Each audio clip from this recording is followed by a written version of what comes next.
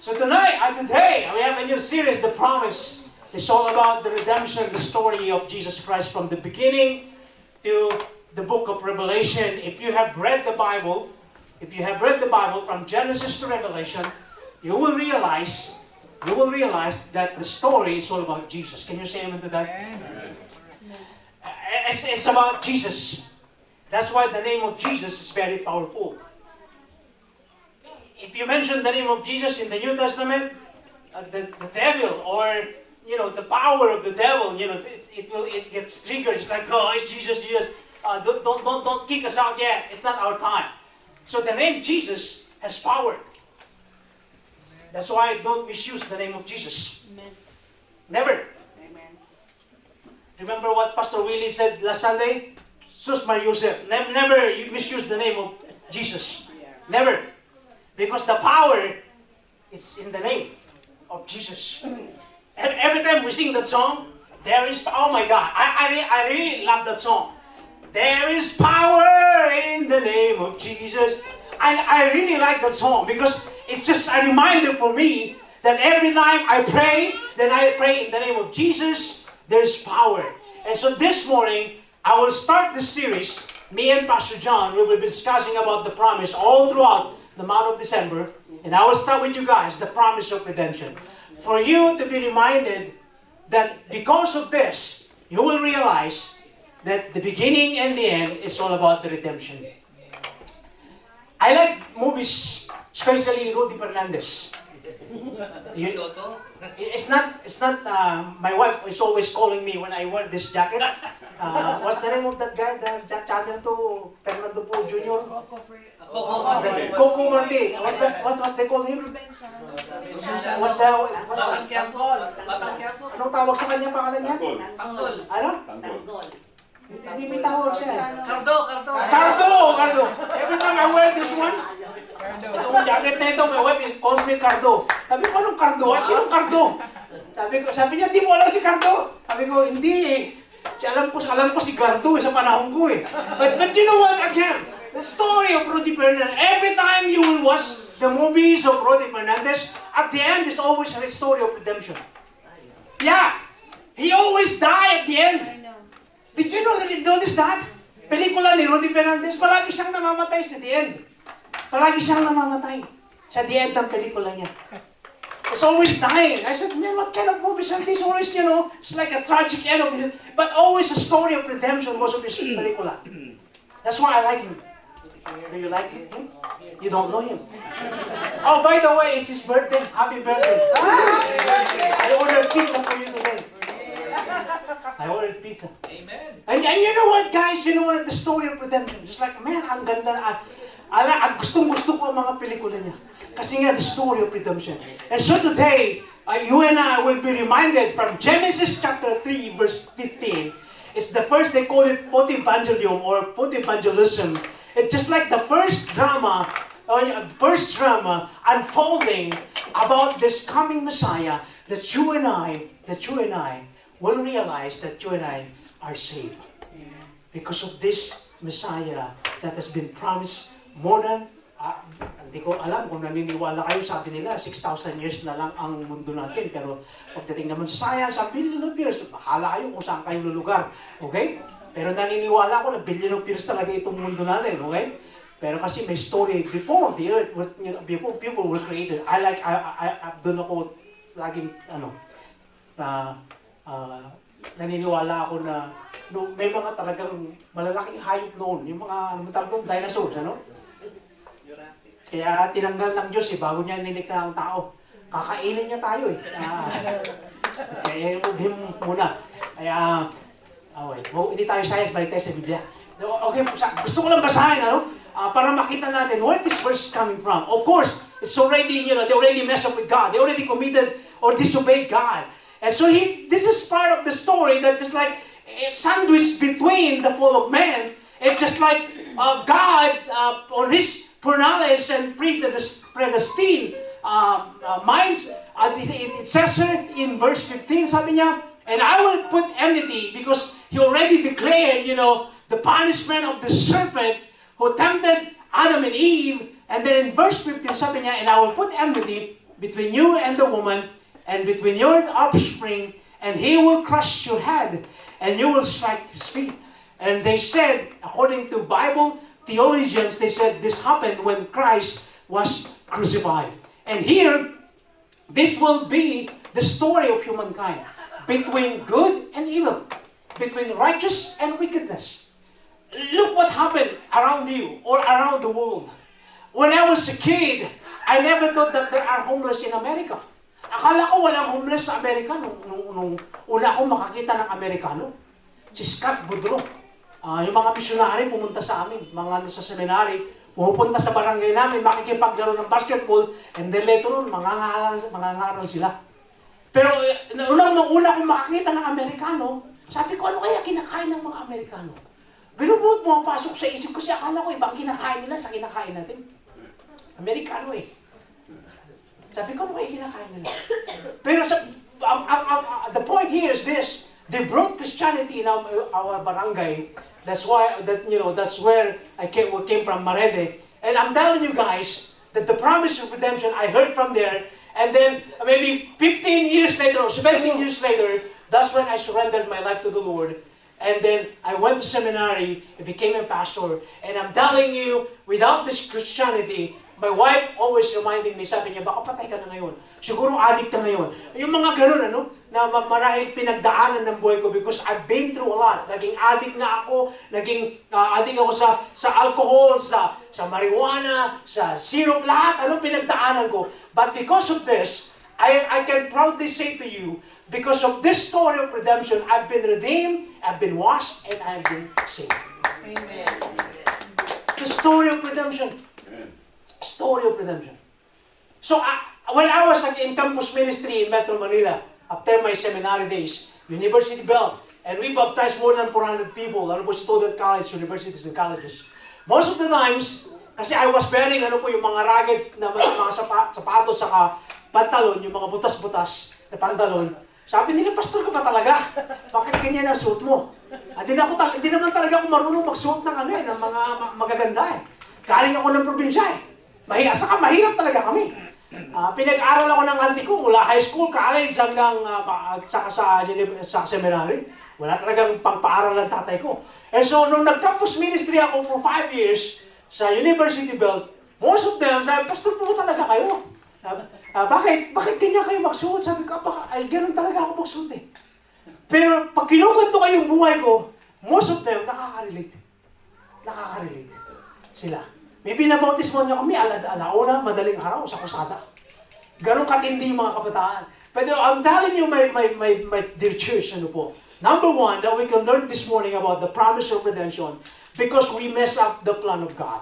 We mess up this, we disobeyed the plan of God. Even them, Adam and Eve. I like the story. Actually, sabi ni Adam, sabi niya, who told you are naked?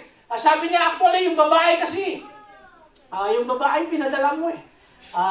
Pero let me read what part of that. Yung sinabi niya, verse 17, sabi niya, to Adam, because they committed this disobedience to God. Sabi niya, verse 17, to Adam, this is the curse. To Adam, he said, because you listen to your wife. Are you listening to your wife? Always. Always? How about you? Are you listening to your wife? It's a curse. How about you, bro? Listening? It's a curse. Huh? Sometimes. Sometimes. Siga ka, ha? How about you? Do you listen to your wife all the time? Yeah. How about you, Anthony? Yes. Oh my God. This kind of yes. Yeah, we listen to our wife. or else, right? Or else. Or else. Happy wife, happy life. Sabi ni Adam, sabi ng Diyos kay Adam, sabi niya, because you listen to your wife. Yan tuloy nangyari sa iyo. You mess up my plan, man. Because you listen to your wife. So, disadvantage pala yun. Ha? Kaya tayo nagkagulo-gulo eh. Dahil sa mga asawa natin eh. Di ba, brother Fred? Ibigay ko lang. Baka hindi ka pa uwing mamaya, no? Uy, sige. Sabi niya, dahil nakinig ka sa asawa mo, sabi niya, you mess up my plan for eternity and for eternity, for this world. But there is redemption. I like this one. The story of redemption. Sabi ng Diyos, sabi niya, listen, sabi niya, because you listened to your wife and ate fruit from the tree about which I commanded you. You must not eat from, sabi niya, curse is the ground. The good news about this, God did not curse Adam. He cursed the ground. Wow. Grabe, no? He cursed the ground. But not humans. He cursed the ground. This is the story where we carry on today. Kaya tayo naghihirap. Sometimes walang bunga mga tinatanim natin because God cursed the ground. According to the book of Romans, the earth is groaning about its redemption as well. Nag-aantay din yung mundo sa kanyang redemption. Grabe. Because God cursed the ground. Nag-aantay. Nag-aantay ng redemption niya. That's why in the book of Revelation, in chapter 21, there's a new heaven and new earth. And that's where you and I will live someday. Can you say amen to that? Amen. A new earth, man. I'm waiting for that. Amen. I'm looking forward to that. It's a place you don't have to work anymore. Amen. It's a place where there's abundance. It's a place where you don't have to listen to your wife anymore. It's a place. It's a place we can eat whatever we want. Amen. Man. Have you ever experienced, Brother Anthony, that one look from your wife, you know what you're doing, and you know that you mess up? Yeah? Every time. We know, right? Alam natin eh. Isang tingin lang ng asawa natin, alam na natin na nagkamali tayo. Alam na natin na mali ang ginagawa natin. Pag dinaanan niya tayo at hindi niya tayo kinausap, alam na rin natin na may mali tayong ginagawa. Sa pagkakamali lang natin, alam natin na mali tayo. The good news, there's a good news there. Meron ding story ng redemption. Isang kalabit mo lang, sige na, hani naman. Okay, dadaling ka sa shopping. Shopping. Oh, tapos na. Redemption. Everything is paid off. Yeah. Redemption. May regalo agad. Redemption. And so that's the good news. Even though Satan messed up the plan of God, the good news, there is a story of redemption about this promise of coming Messiah. And so sabi niya sa Romans 5:12, sabi niya, therefore, just as sin entered the world through one man, that is Adam, and death through sin because of the law, and in this way that came to all people because all have sinned. I'm a sinner, you are a sinner, all of us fall short of the glory of God. That's why we need the forgiveness and through the blood of Christ. Amen? Blood, very powerful. Not just His name, but His blood as well. This is the good news. This Christmas season, you can feel, you can see it, that Christmas is near. Alam natin, kapag Kapaskuhan sa probinsya, mula nung umalis kami sa Pilipinas, 21 years ago, kaming pamilya, bata pa silo-silo natin, she was 2 years old. You're not 23, right, Lucille? 21 years ago, we moved to Hawaii to help this local church in Hawaii. And hindi na kami nakapagbakasyon ng Christmas sa Pilipinas for 21 years. At namimiss namin umuwi ng Christmas para mga caroling din. Alam niyo ba, tupig? Binalot ng dahon ng... hindi. Saging sa inyo, sa amin. Hindi, dahon ng sa amin ng nyog. Oo. Tapos, inihaw. Ang sarap noon. Tupig ang tawag namin. Eh, yung gawa sa lagay sa kawayan. Sarap noon. Napapatikim na kayo, Nakakatanggap ako palagi galing Hawaii. Every 3 months, pinapadala ako ng isang box na gano'n. Meron pa. Kaya lang, hindi ko isi-share sa inyo. Sa akin lang. Ang sarap, ng Kapaskuhan sa atin.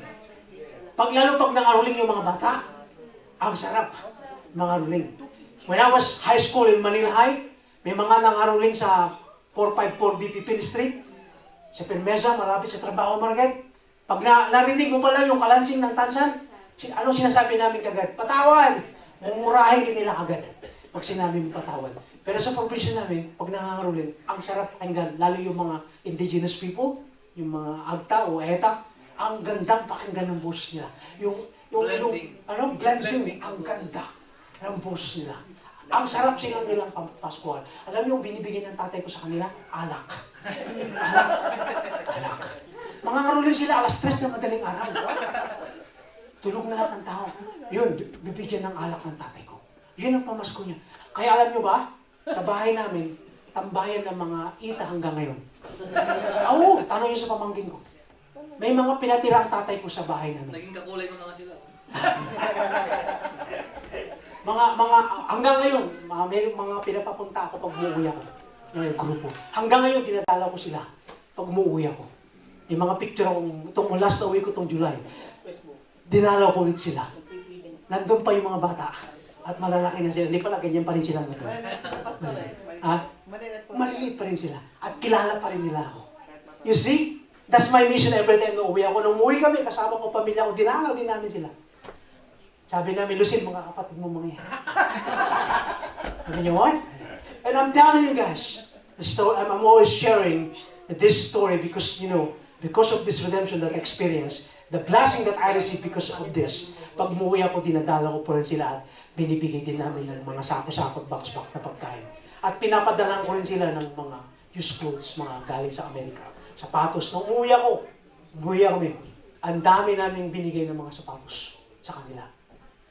And I'm telling you, again, because of this redemption, I'm not worried about anything, but I keep on sharing that because of this redemption, I'm able to share the power of this name, Jesus Christ. Amen. Sa mga taong to. Pag nakita nila ako, no, iyakap ka agad.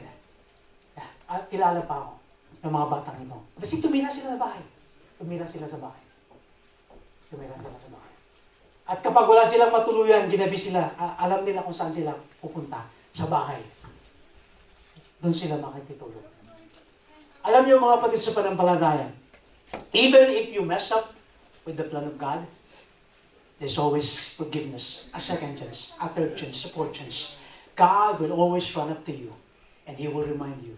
Sabi niya, Grace, you're messing up. Come on, come back. That's the good news. Palagi ka niyang babalikan. Palagi ka niyang hihilahin. Sabi niya, Randy, hindi magandang dinataanan mo, iho. Balik ka dito. Balik ka dito. That's why when He pronounced the punishment or the curse about this serpent, about the ground, about the painfulness of bearing child to Eve, and then came to Adam and said, you know what, because you listen to your wife, I will curse the ground. And because of that, sabi niya, magkatrabaho ka hanggang mamatay ka. Hanggang mamatay ka. Kaya tayo, matanda na tayo, katrabaho pa rin tayo. Ilang taong ka na, brother friend? 75. Ilan ang trabaho mo? 3. Hindi, 2 lang. Pero 2 trabaho niya. Ang sipag, 75 years old. Nagtatrabaho pa rin. Pero ang plano niya, next year, magre-retiro na siya. Sabi niya, next year, mag-retire na ako, pastor. Pero hindi ako naniniwala. Magkatrabaho pa rin yan. Oh, ano na. Kasi every year, nag-around the world silang mag-asawa. Yun ang pinupunduhan nila. Pero yung sarap ng buhay na gano'n. Kaming mag-asawa, ang plano namin, makarating sa, sabi ko, sana makarating tayo sa Switzerland. Sabi ko sa kanya, tinignan namin ang pamasahe at pag-stay ng hotel. Sabi ko sa ako, huwag na lang pala. Ang mahal. Change plan. Sabi ko, huwag na lang pala. Sabi ko, California lang. Next year, sabi ng asawa ko, punta tayo ng Washington DC. Bakit? Tingnan natin yung mga cherry blossom. Tinignan namin ang pamasahe at pag-hotel. Sabi ko, huwag na lang pala. Ang mahal. Sabi ng asawa ko, kailan mo enjoyin ang buhay natin kapag matanda na tayo? Sabi ko, nga, kaya gusto natin enjoyin. Pero wala naman. This is the point here. The point here is this. When God cursed the ground, sabi niya, through the sweat of your brows, you will eat. Di ba sabi niya? Tanda, let me connect this one. It's a revelation right now. God said, through the brows of your head, you will eat. Ibig sabihin, magpapapawis ka, makakakumain ka.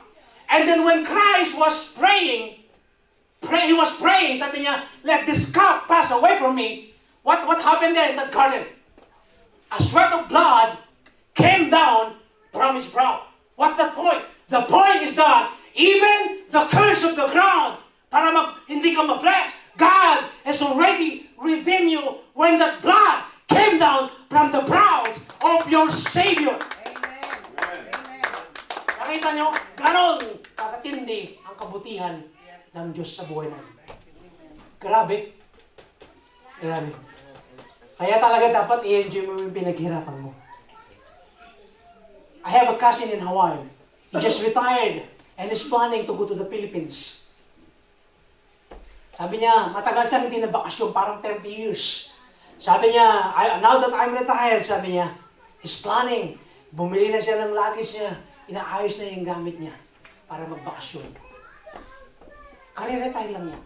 1 month later, he died. Si Manong Tante, pinsang mo. The good news, binigyan niya tayo ng $4,000 para sa Promised Land. Bago siya namatay, nagplant siya ng seed dun sa pinapangarap natin na makabiling lupa. Kaya nakaipon tayo ng medyo malaki-laki during the pandemic. Siya din ang unahang nagbigay ng instrument sa atin. Yung bass guitar natin, galing kay Manong Tante din yan. Nung nasa away pa ako, dalhin mo yan, dilipat ka ng Las Vegas, dalhin mo na yan. Hindi na magagamit dito. Yan. Grabe, no? God is already planned. Na mawawala ka man, sabi niya, they will keep on mentioning your name because of your goodness. Grabe. He planted the seed before he died. Kaya dapat, huwag yung pagdamutan ng sarili mo. The second one, can you put pastor? The second one that I want to share in this, by the stripes we are healed. When God sent His Son to die on the cross, the Bible said in Isaiah, sabi niya, by the blood, you will be forgiven. But by His wounds, sabi niya, you will be healed. Physically, emotionally, mentally, you must be healed. Kaya dapat wala tayong reason para magreklamong, magmukmuk, ma-depress. Kasi God Himself. Kailan huli tayong nagmukmuk? I was complaining the other day. Dahil sabi ko sa asawa ko, 2 weeks na akong walang kita sa paghahanap buhay. Siyempre, driver po ako, Uber driver. 2 weeks ago, kinita ko lang ay 327 dahil nasira yung sakyan. Last week, another 300 dahil nasira yung sakyan. Sabi ko, Lord, grabe, sunod-sunod. Sabi ko sa asawa ko, paano ba ito? And then last Tuesday, I'm on a tinatawag natin parang parang sunod-sunod yung pasahero ko. Nakalima na ako. Sabi ko, thank you Lord. Tapos may busina sa akin sa likod. Takot na takot ako. Sinusundan ako ng driver. Busina siya ng busina. Sabi ko, wala naman akong ginawa. Sabi ko, baka Rodriguez. Hinabol niya ako hanggang stoplight. Tapos sabi niya, put. Tingnan ko.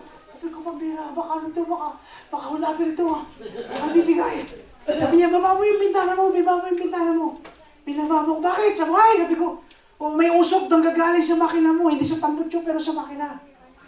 Sabi ko, pambira, anong nangyari dito? Nakita ko yun, nag-overheat na nga pala yung makina ko. Nasa red na. Yung palambos ng coolant. Basag. Kaya wala na pala akong coolant. Pumunta ako ng Walmart sa may airport. Umiiyak ako doon. Sabi ko, Lord, pambira, 3 weeks na ito Palisira na kasakyan. Sabi ko, pambira, ano na nangyari ito? Binilang kong kita ko, wala pa 300. Sabi ko, pero ito, magbabayad na kasawa ko, nag-pick up truck niya. Sa pagbayad.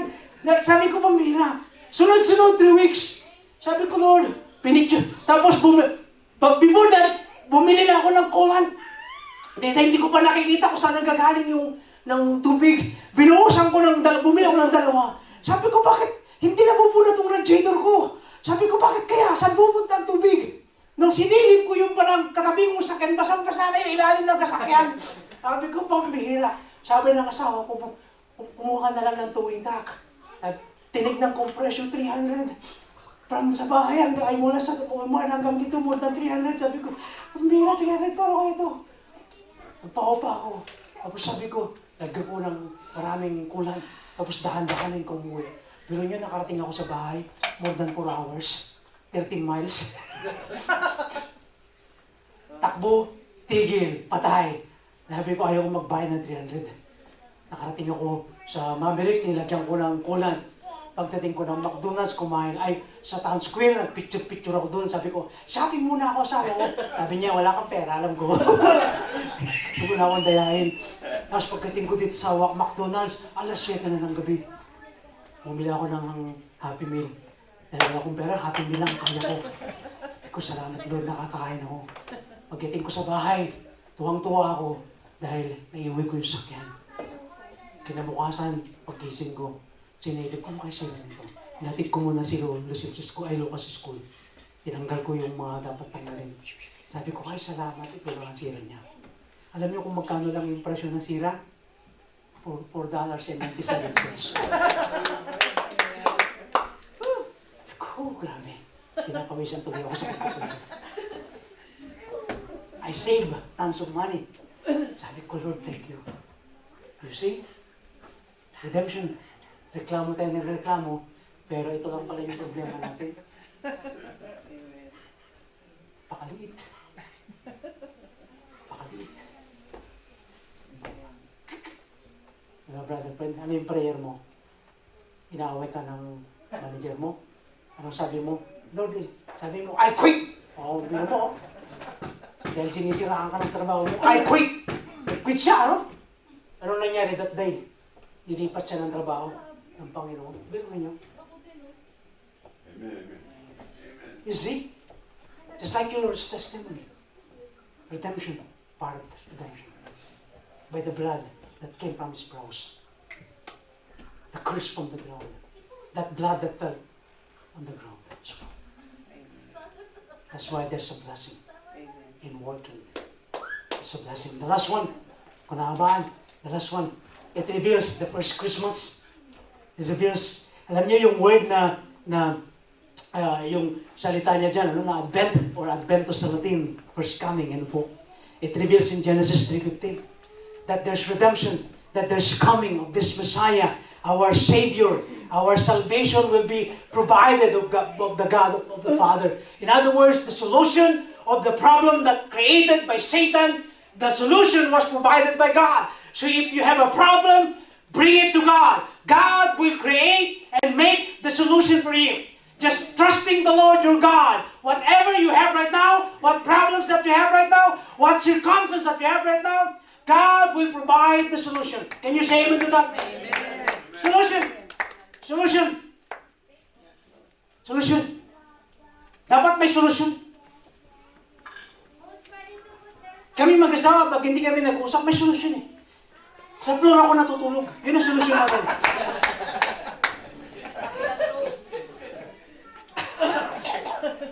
Huwag ka dito. Doon ka. Kaya it's good to listen to your wife, bro, di ba? Sabi ko, sige bro, dito natutulog. It's good to listen to your wife. Para hindi lumako yung away. I'm telling you guys, story of oh man, I'm telling you.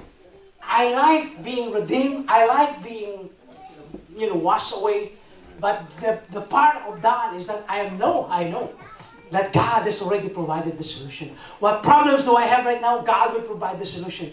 That whatever I have emotionally, physically, or mentally, I know, or even financially, God will provide the solution. God, I was praying for this pulpit. I was praying that God will send someone to give me money to buy a pulpit.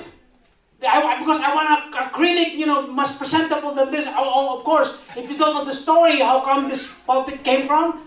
I pick up some of the woods and this part, the bamboo from garbage. When we started this church, we don't have money to buy anything. Even the chairs that you are, it's donated by someone. And so I was praying last week because I was looking with Pastor John and Pastor Willie preaching on this pulpit. I said, maybe God, it's time for us to replace the pulpit. Magta 10 years na ito, itong pulpito na ito. Sabi ko, Lord, maybe it's time to retire and put this in the museum. I will donate this one in the museum. Maybe they will accept it. And sabi ko, Lord, maybe it's time for you to send someone to help me finance to buy a pulpit. And God answered and provided the solution. On Monday, tomorrow, will be delivered. Yan, napakaganda nating pulpito. Grabe.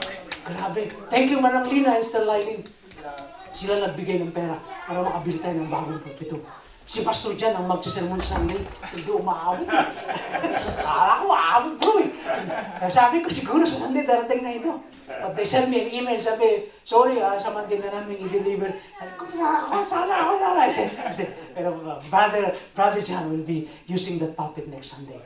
See? God provided the solution. Provided. Kala niyo problema pa natin dito ngayon?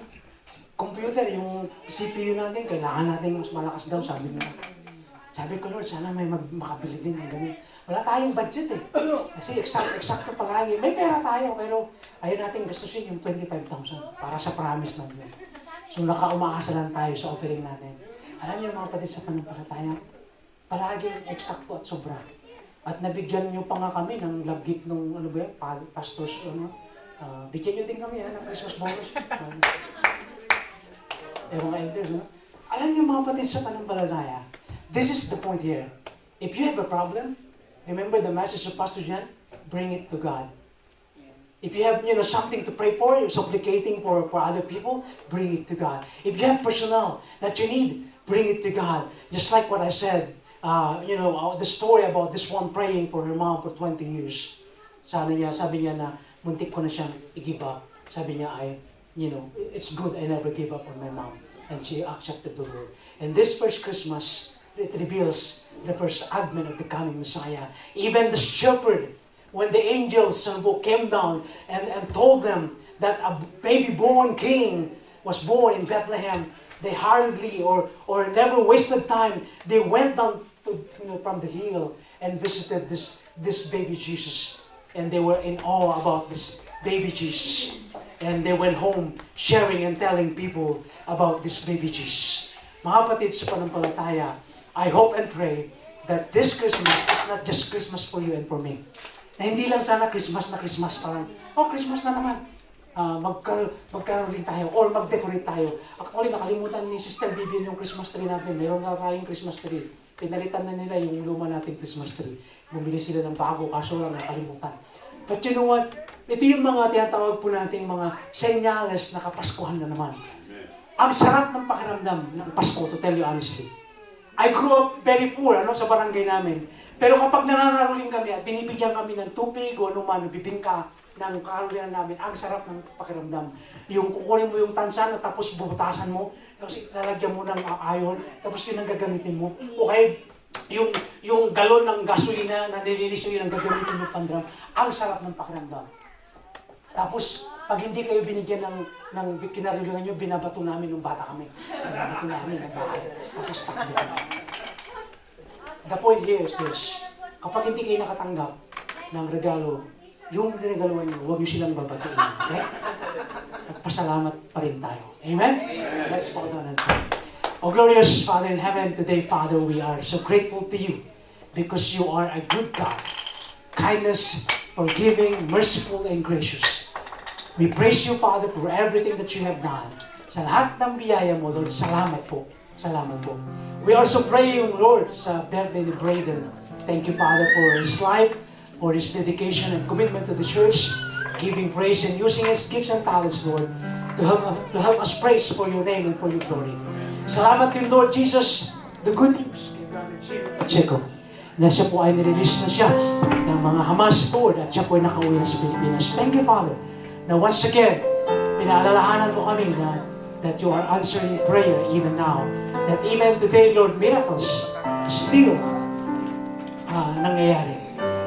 Dalangin din namin ang prayer request ni Sister Lylene, Lord, na siya muli, Panginoon, ay dadaan muli, Panginoon, sa mga pagsubok sa kanyang physical na pangangatawan. Hanggang ngayon, Lord o Diyos, ay ina-IV pa rin siya every week. Tinatransfuse pa rin siya ng blood, Panginoon. Lord, alam namin, Lord, na siya po ay hindi na siya pumapasok dahil sa kanyang kalagayan. But Lord, she wants to be well and healthy. Para, Lord, lalo niyang magampanan ang kanyang ministry, ang kanyang misyon, kung bakit siya po, Diyos, ay nilikha mo sa mundong ibabaw. Muli, Panginoon, dalangin namin that you are to be praised, to be worshipped every day, Lord Jesus Christ. And thank you for the reminder that the story of redemption, Lord, from the beginning to the end, is all about Jesus. It's all about you sending your Son, one and only begotten Son, to die on the cross for us, to be washed away of our iniquities and sins. That even though there are wickedness and unrighteousness in this world, Lord, we are hoping, Lord, that the love, the mercy will be abound, Lord, in us para makita kanila sa amin. Na-experience nila yung hope na binigay mo sa amin, yung forgiveness na naramdaman namin.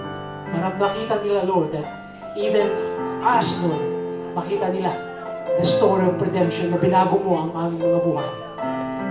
Lord, muli, naalala namin, Lord, na ang buhay Kristiyano ay baguhan ng buhay. Baguhan ng buhay through the blood of your Son, Jesus Christ. Muli, Ama, salamat po. As we dive in with this new series, I pray, Father, for the next 3 Sundays, na kayo po ang manguna sa amin ni Pastor John para po, Lord, ma-establish po namin, O Lord, ng katotohanan tungkol sa pagsilang ng Messiah na ito, na mayroong kaligtasan, na mayroong pag-asa para po sa lahat. Muli, Ama, salamat sa biyaya mo. Salamat sa pag-asa na pinagkaloob mo sa Ama. Muli, Ama, kayo po ang aming dakilang Diyos. Kayo po ang dakilang tagapagligtas namin. Hindi ka mo titigil, Ama, to worship you and to express gratitude dahil napakabuti mo. Ito pong dalangin po namin. And all the believers will say, Amen.